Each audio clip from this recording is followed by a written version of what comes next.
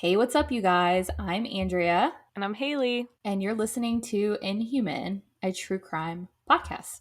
Andrea's episode. Yeah. So it'll be like flip flop this week. Yeah, I don't have my shit together It's and okay. started researching a case and got super into it. Um, and I thought I picked this case because I was like, oh, there's a ton of information on it. I'll be able to like compile it all. And because I didn't get my research started until way too close to when we were going to be recording. And we kind of needed to record a little bit earlier than normal because I'm going to Disneyland this weekend, so won't be able to record. So that's why we needed to record early. And I got super deep into this case, and there's an entire podcast about it. So I started listening to that podcast, and I was like, okay, I don't have time to get it done. So thankfully, Andrea saved my ass and is ready and has her shit together. So she's going to be doing our Monday episode, and then Thursday of this week, you guys will hear my episode, which it's a crazy one. Like, and I know Andrea's today is crazy too, and I'm so excited. So this week is just going to be like a crazy week of episodes. Yeah. And they're kind of, well, they're not similar, but I don't They know. are a little bit. A They're a little bit. little bit. They're like mysterious, There's like and parallels, but yeah, not, the details are obviously the endings are different, but yeah. right, Anyway, I won't give too much away. yeah, Before we get into this episode, we just want to remind you guys to rate and review, subscribe, follow, help our podcast out as much as you can. Like we always tell you guys, we're trying to reach a goal by the end of the year, and you guys are killing it. You're helping us so much, but we still need a little bit more. So make sure you head yeah. over to wherever you listen to podcasts and Apple. You can like rate us, and review us, and then follow us on Spotify or wherever else Yeah. you listen. It would mean the world to us. We're working really hard and we're really enjoying it. We're so appreciative to all of our listeners, and we want to hear what you guys think. And so, any feedback that you guys have, you can leave in the reviews. And if you do enjoy listening, if you wouldn't mind giving us however many stars you think we deserve, you don't even have to write a review. You can just tap the number of stars. So that would mean the world to us. So if you have a second while you're listening, you could go do that. We will love you forever. Yeah, you can do it while you're listening. Exactly. Okay, so today's case, I'm going to be covering the mysterious, unsolved disappearance of Bryce Laspisa. It's a hard one to This one say. is fucking nuts. Yeah, Honestly, I didn't think about it till you mentioned it the other day, but this is one that I'm like, I need to know what happened. Like, yeah, oh, it's so crazy. it is. And it none of it adds up, and I'll get to it at the end, but there's like so many crazy theories, and it just doesn't add up. It just doesn't make sense as to like what happened to him. No, it doesn't. Yeah. So Bryce Laspisa was 19 years old when he mysteriously went missing. He literally just vanished into thin air. He was a student at Sierra College in Northern California, and he was driving home to visit his family in Laguna Niguel, California at the time of his disappearance. Laguna Niguel, I have no idea where that is, but I'm assuming it's near the beach. I'm gonna look it up because Okay. I'm really bad with like directions and stuff, so I don't know where it is either, but Because I was thinking like Laguna Beach, like it is. the Yeah. show. Yeah, it's right near Laguna Beach. It's about 40 miles south from where I live, Okay. in the Los Angeles area. So it's south of Anaheim and it's along the beach and it's almost down to like Oceanside and Carlsbad, which is San Diego area. Okay. So basically it's like halfway between Los Angeles and San Diego. Okay. All right. It gives me a visual. Right. And where did you say his college was? He went to Sierra College in Northern I'm going to look up California. how far it is. I think it was like 3 or 4 hours from his home. This says Sierra College Boulevard to Laguna Niguel is a 7-hour drive. Oh, 7 hours? Dang. Okay. Although I wonder if there's a different Sierra College, but this is Sierra College Boulevard, so I I would don't guess know. that that's where I he would went. assume it. Yeah, I would assume that's where it's at. Yeah. If it says the college is in Northern California, that's where this one is. It's like a little bit northeast of San Francisco. And so that would make sense that it's about 7 hours down to Laguna Niguel. Okay. So he had been in touch with his mother the night that he went missing, and he had called her at 2 a.m. saying that he was exhausted and he would be pulling over to get some rest. And that he was planning to call her like when he woke up. So I guess he meant like he was going to pull over and sleep in his car or possibly maybe get a hotel room. He didn't specify. But that he did tell her he would give her a call once he was back on the road. Okay. And that, I mean, that makes sense. Like, if you're that tired, it's smart Yeah. to pull over and not keep driving. However, his mother never heard from her son again. Mm, His 2003 Toyota Highlander was found abandoned in a ravine off Lake Hughes Road near Castaic Lake a few hours later, lying on its side in the rear window. So, like, if you think like a SUV has like the back, where the hatch is, right. was completely smashed. And I don't really remember anything about this case. So if I saw that, I would think he ran off the road accidentally and then smashed the window out to get out. Exactly. So it was Okay. the car was laying on its side on the driver's side. So he would have, Right. essentially he would have had to crawl through to the back of the car Okay. and smash the window out because there's Wow. not. I Okay. mean, back then there was probably no latch to get out from the inside. Right. The odd thing was though his phone, his wallet, his laptop, and other belongings were still inside the vehicle, but there was no sign of Bryce. Yeah. I mean, okay, I feel like that is suspicious, but also to play devil's advocate, like if you just got into a bad car crash and your phone wasn't like in your wallet or in your wallet, oh my God, in your like pocket or something where you had it on you, I could see why you might like leave it there because you're like, Mm-hmm. oh my God, I'm hurt. I need to just like go and get help and like go up to the Right. road and get help. But also knowing that like what else is coming up in the case, it is kind of weird. Yeah. Well, I can say, speaking from experience, Manny and I were in a car accident on his like first birthday, and I was unable to get out of my driver's door. It was completely like crushed, like wedged Wow. shut. So I left my phone, my shoes. I like jumped through the seats and into the back, got him out, and then got myself out. And I was literally walking on glass. Like, did not, was completely like Oh my adrenaline God. rush. And I did not think Right. to grab my phone. Like the firefighters had to grab my phone for me. So yeah, it makes sense, but it's not too out of the ordinary to be like, oh, I should grab everything that is, all my belongings to leave this car behind. Right. So who is Bryce Laspisa? Bryce was born on April 30th, 1994 to Mike and Karen.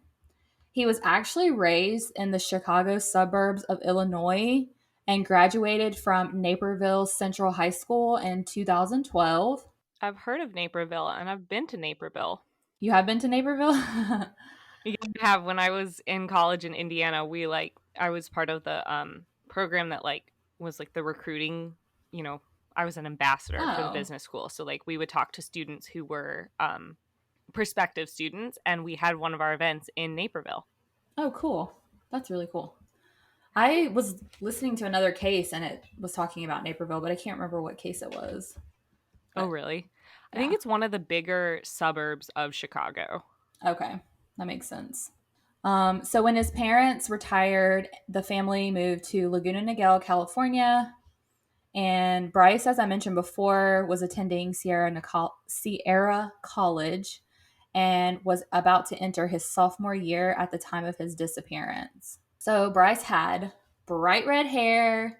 He had these beautiful green eyes, and he had like the most amazing smile that literally could like turn your whole day around. Like he was such a little cutie. Um, and he just had like the nicest, like biggest white teeth. Teeth are such a big thing for me. So that's like when I was looking at his pictures, I was like, oh, he has such a nice smile. Aw. By all accounts, Bryce had a normal childhood and was loved and supported by his parents. And he was a good kid. He did well in school. He had gotten really good grades the year before his freshman year of college. And he had recently, well, not recently, but he had gotten a girlfriend who he seemingly adored named Kim Sly. From all accounts, they had a good relationship with little to no issues, and it appeared that they were both quite smitten with one another. However, reports state that Bryce began acting odd about 2 weeks leading up to his disappearance. That's never good. Yeah. And, he was like a normal kid. Like, I don't know, like, maybe in high school he partied a little bit, drank a little bit. I don't know. There wasn't a lot of details as far as that. But um, leading up to this, there was like a lot of like uncharacteristic behavior for him. Okay. So, for starters, his girlfriend Kim stated that he had called her saying that she was too good for him and that he didn't deserve her. And she asked him, "Does this mean that you're breaking up with me?" And he replied, "Yes." There was literally like no issues between them. They hadn't gotten into a fight. Like everything seemed normal. So, this was really like surprising and alarming to Kim. Right. There were also reports from his friends and roommate that Bryce was drinking heavily and using drugs, specifically ADHD medication, which a lot of those are like amphetamine type drugs and they like hype you Right. up and they can really make you act like not yourself. Right. And like I mentioned, this was all like really out of character for him. The day that Bryce had broken up with Kim, she decided to confront him face to face because she wanted to know why he was doing this. And after they spoke, he drove her home, and evidently she lived like her actual home was like several hours away from the campus. And she said that like during this whole encounter, his behavior was very odd. It's weird. Yeah. Like your especially your boyfriend, like if they start acting out of sorts, like you're like, what's going on with you? Right. You can tell when somebody you've been with for a while isn't acting themselves. Yeah. So Bryce's roommate, Sean Dixon, claimed that Bryce had taken the drug Vyvanse, which, like I said, is an ADHD medication, and he would use that to like stay awake and play video games all night. He mentioned that he had also been drinking like hard alcohol throughout the day. So I take that as like he was drinking liquor, Right. like all day long. Instead of like, partying with friends and like drinking, which is, maybe not normal for some, but when you're in college, like I feel like that's Yeah. kind of normal to do like Yeah, on the that's not the weekends and weirdest stuff. thing. No. It was also reported that Bryce had given away some of his personal belongings to friends, including diamond earrings that he had gotten from his mother and his gaming console. So both of those are like That's pretty big weird. deals. Yeah, like those are things that I would think that you would not want to give away. Like maybe sell them if you're in a pinch for money or something, but to just give those away without any rhyme or reason, like that's very odd behavior. Especially if you're taking ADHD meds to be able to stay up to Yeah. play video games and then you give away your video game console, like that Yeah. Doesn't just add doesn't up. sound, yeah. Right. Let me take another drink. Hold on. Okay. I have a iced chai with pumpkin cold foam. Yum, that It's sounds so officially good. fall. Yeah. I have a Calypso lemonade. That sounds really good, actually. They are really good. Well, I got two of them. I got the strawberry lemonade and I got this other flavor, but I did not like the other flavor. So I was like, Matt, you can have this. I love strawberry lemonade. Yeah. I think I like it better than regular lemonade. Same. Absolutely same. I wish Chick-fil-A would figure out a way to make strawberry lemonade because they have the best Oh, lemonade. that would be so good. I feel like they could do it because they have like strawberry puree that they put in their shakes. Oh, I so feel then like they why could couldn't you totally make do it. strawberry lemonade? I don't know. We used to do that when I worked there. I know Chick-fil-A, get it together. Anyway. I know, Chick-fil-A, if you're listening, make strawberry lemonade, please. Yeah. There's the stupid gnat. I killed one gnat, and now there's another. Every time we recorded, you have a gnat in there with you. Gosh, dang it. He just wants to hear your stories. He probably just like smells the lemonade on my breath. No, I think he's just really interested in your stories and wants to He's a be true an crime audience. junkie. Yeah. Yeah. Anyway, now that tangent is over.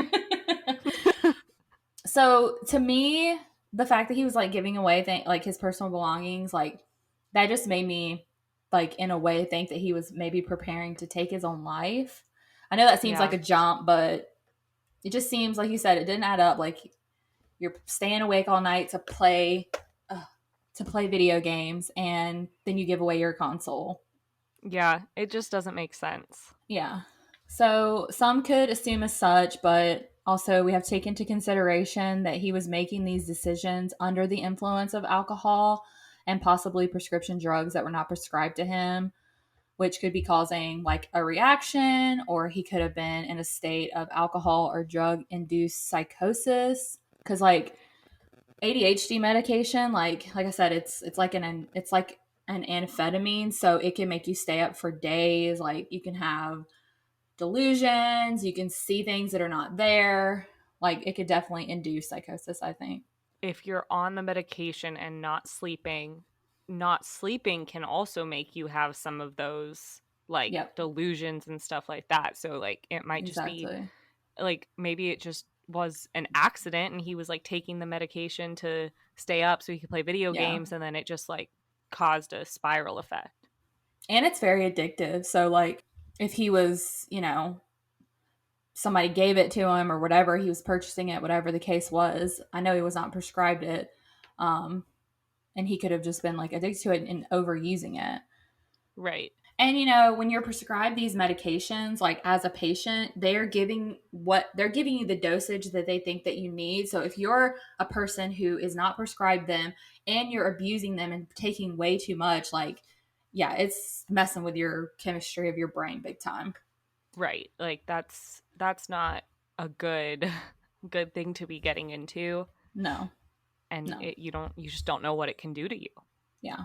So all of this clearly is speculation, but I thought that they were valid points that needed to be made nonetheless. It's definitely something that, somebody who disappears, you need to look at what was happening Mm-hmm. beforehand. All of it and take it all into consideration. Yeah. So Sean, Bryce's roommate, called Bryce's mother to express his concerns.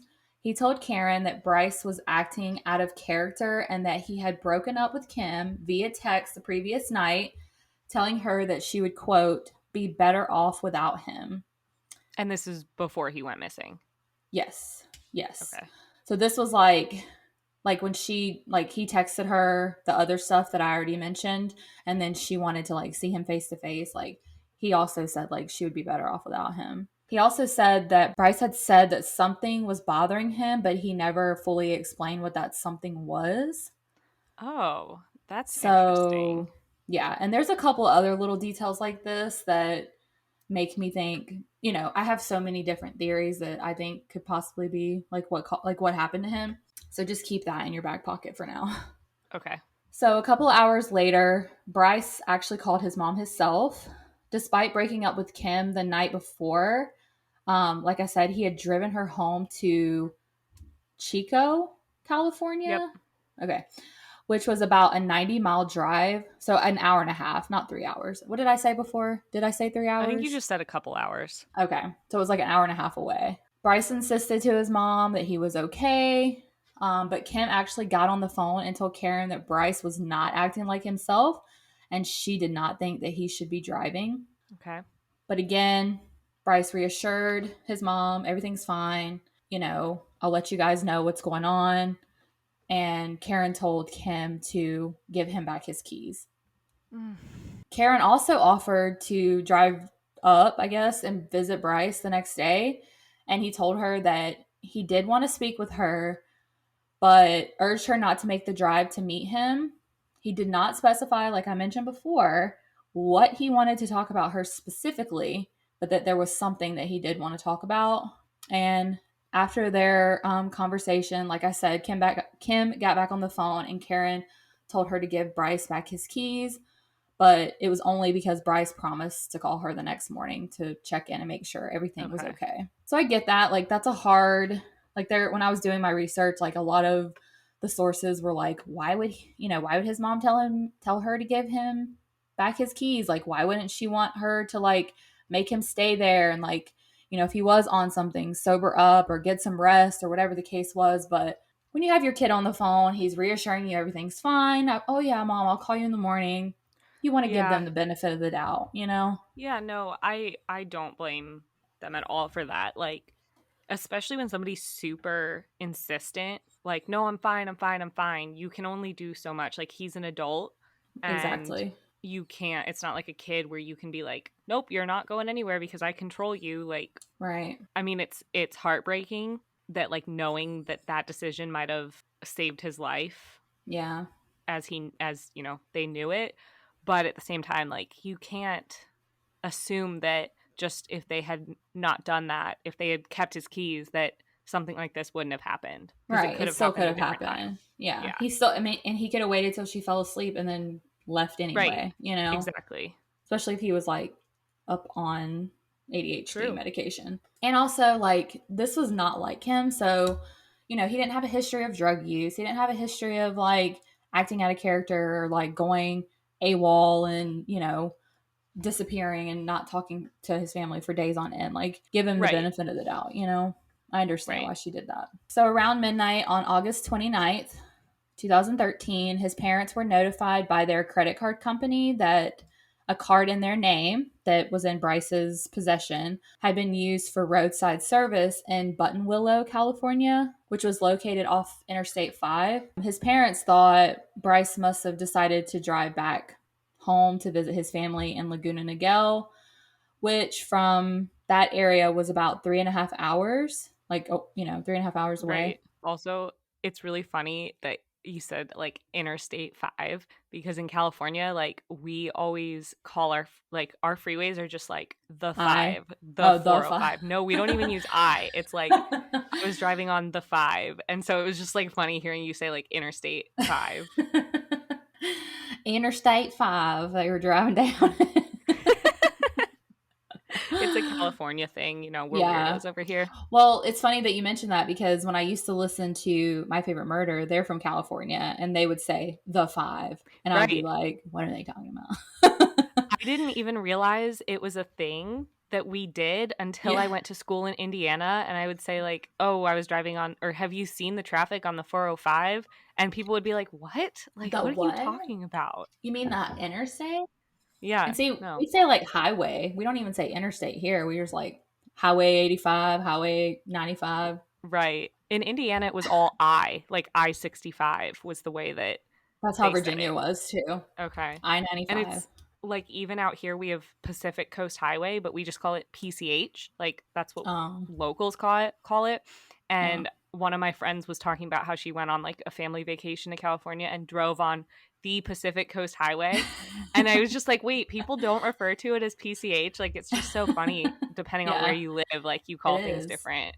I love it. Yeah, me too. Karen grew, you know, as any mother would, more concerned for Bryce's well being after he never made it to their home because it had been like several hours and he definitely should have made it there by that time. Right. Okay. Yeah, freaking out a little bit, I'm sure. Yeah. So she actually did call the Orange County Sheriff's Department around 6 p.m. and they patrolled the area and they eventually did find Bryce 8 miles away from the location that he had been serviced for the gas in Buttonwillow. So from midnight to 6 p.m. the following day, he had only made it 8 miles. Wow. Yeah. Which, like, part of me was like, well, what if he did pull over and go to sleep? Yeah. Maybe he did fall asleep, but we'll see in a minute. That's not what happened. Mm. So the police did give Bryce a sobriety test, which he passed, and Bryce reluctantly called his mother, which one of the sources I read, and I don't know if it's true, but said that he was like so reluctant. Like he was like, no, I don't want to call her. No, I don't want to call her. The police grabbed his phone and actually dialed like Oh, in wow. mom and like made him do it. I don't know how true that is, but I thought that was kind of funny to include that if it is true. Yeah, they were like, "No, you have to call her." Yeah, like your mom is worried sick about you, dude. Like, do not make her worry. Call your Yeah. mother. And this is I mean, this is probably a stupid question, but like he was just tested for like alcohol in his Yeah. system, right? No like drugs or anything. No, I don't think there's any like field sobriety that they can do for drugs, but they can do like a pupil dilation test with like a light and they can tell to a certain extent if you're on drugs based on like Okay. how your pupils react to the light. I assume they did that. It didn't say, it just said like a sobriety test, but he Okay. passed it. So, and he also Okay. claimed to be sober. He told them like, no, I'm not on any drugs. I'm not drinking, whatever. Like, Right. I'm But sober. likely if there were drugs in his system, not likely, but possibly it was not they wouldn't really be able to determine No, that right on the spot there. no. And they Okay. did search his vehicle and they didn't find any drugs in the car either, or alcohol or Okay. anything. So, but that's not to say it wasn't in his system. Right. Like I said, Bryce reluctantly called his mother and reassured her that he was coming back. Um, as I mentioned earlier, on August 30th, 2013, Karen received a call from Bryce around 2 a.m. He told her that he was too tired to drive. So this was 2 a.m. after he had gotten found by the police around 6. So he literally went like no he went 8 miles, and then after that, however many hours later, still called his mom and was like, "No, I'm not going to be home yet. Right, I am too tired." Okay. exactly. He told her that he was going to pull over for the night. And at that point, Bryce had been awake, from all accounts, had been awake for almost 48 hours. So, of course, Karen did not argue with Bryce's decision to pull over and get some sleep because, Right. I mean, you can't drive like that. No. But as we know, Bryce did not return home and he was never seen or heard from again. So, after they found his vehicle in the ravine on its side with the window busted out, an extensive search began around the area where the car was abandoned. Like you know, compiled, whatever you want to say. The police believed that Bryce had been in the vehicle when it crashed and that he escaped by breaking out the back window. As I mentioned before, the back window was busted out and there was blood on the passenger headrest and on the back seat. So to me, that says he put his hand on the headrest to go through the seats to the back seat and then Right. proceeded to the very back of the vehicle. Right. However, it was not enough blood to lead investigators to believe that he was severely injured. So it's probably just like small amounts of blood, just little, handprints or knee prints or whatever. Right. His parents stated that he was unfamiliar with the area he disappeared from and he did not care for hitchhiking or doing any kind of outdoor pursuits. So it would be completely out of character for him to take off without seeking help, which, as we know, everything that he did in those like 2 weeks was out of character. Yeah, definitely. But there were no witnesses, so no one came forward saying that, this young man with red hair, green eyes, big bright smile, was seeking any help from them. So volunteers, rescue teams, search dogs, police divers all searched for any sign of Bryce, but not a shred of evidence was found at all, even after more than 2 weeks of searching, which is like so crazy. Like, Yeah. no footprints, no blood trail, like nothing. Yeah. And this kid, like I said, he had bright red hair. Like, I feel like if somebody saw him, they would know who he was right away. Right. He definitely would have stood out. Yeah, he wasn't like a, brown haired person walking around, because that's pretty average, I feel like. Yeah. So, like I mentioned before, surveillance footage, or I didn't really mention, but I was leading to mentioning it. Surveillance footage near the ravine off Lake Hughes Road captured his car on two separate occasions. One on August 30th at 2:15 a.m. and the other one around 4:29 a.m. The first picture was taken just 7 minutes after Bryce made the call to his mother on that day when he claimed to be pulling over to rest. So it appears, based on like the direction that his car was going, that he like basically drove in one direction and then when it was seen again the second time, he was driving back in the opposite direction. That's really weird. Yeah. And there was also some reports that during that time frame, he had stopped at a local gas station to get more gas, which I'm like, you already got, I mean, yeah, it was like the day before, like earlier in the day or at midnight. Um, so, like, I guess if you're just driving around aimlessly back and forth, like, yes, you could have ran out a full tank of gas. I don't know. Maybe. But yeah, that's really weird. Yeah. So police found no evidence or motive of foul play in Bryce's disappearance. There were also no indications that he died by suicide since no body had been found around the area he disappeared. Because that was what I was thinking. I was like, maybe he did have like a mental break and he did go off and like, commit suicide, but where's his body? you know, like if Right. it was there, even if it was in the lake, I mean, they had divers to search the lake and they didn't find anything.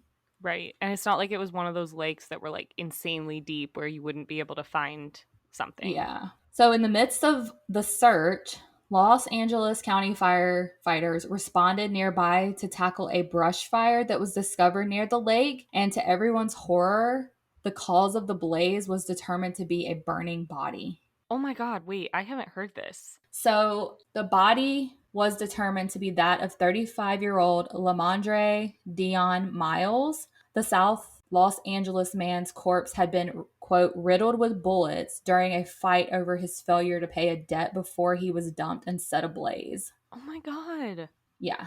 So that's the call that the firefighters were responding to in the midst of, volunteers and search parties looking for Bryce. Right. I would be, if I was his mother, I would have been a Oh my nervous God. freaking wreck. Yeah. Would have been freaking out. So, fortunately for them, though, the body was not Bryce's, but Yeah. also still no resolution. Karen and Michael, which are Bryce's parents, along with investigators, because of this incident, wondered whether or not their son may have stumbled upon something that he was not supposed to see and became a murder victim himself, Right. which is one of the theories that is out there. Although there is no proof of this theory one way or another, it's still a good theory. Yeah. Because if you're like scared for your life and you're like stressed out and you're drinking and you're doing drugs and you're getting rid of your stuff and you're trying to like vanish without a trace, like, I mean, it makes sense. Yeah. So, with no new leads and no sign of Bryce, the search was officially called off after 3 weeks. Although volunteers continued to donate their time to look for Bryce and police continued to carry out patrols of the area. During their investigation, while interviewing Bryce's roommate Sean, the one that we mentioned before, they learned that on the same night that Bryce left, he texted Sean and told him, quote, "I love you, bro. Seriously. You're the best person I've ever met, and you saved my soul." Oh my gosh. It's a Right. little ominous. It is. It's like a goodbye message, kind of. Yeah. So, in most situations, people who are contemplating suicide will give away their belongings and write heartfelt letters to their friends, family, and loved ones. But Sean said he didn't think that Bryce wanted to die or that he never planned on coming back. Sean told investigators he thought Bryce just went off on his own to find himself and that he expected him to be back by Labor Day. Okay. Yeah, I don't know. Maybe he had some insight that we didn't. Maybe that it was like, because Labor Day is kind of like the start of the school year, maybe. So maybe like Yeah, classes were starting or something. yeah. To this day, Bryce's case remains unsolved. The circumstances of his disappearance remain unclear, and his case is currently classified as missing. There are a plethora of theories out there as to what happened to Bryce. Some that we have mentioned: a psychotic break, suicide, he willingly left but was later met with foul play. The list goes on. There's just so many out there. There's so many questions, so many unanswered questions from family, friends, and people that don't even know him that are just invested in this case. Yeah.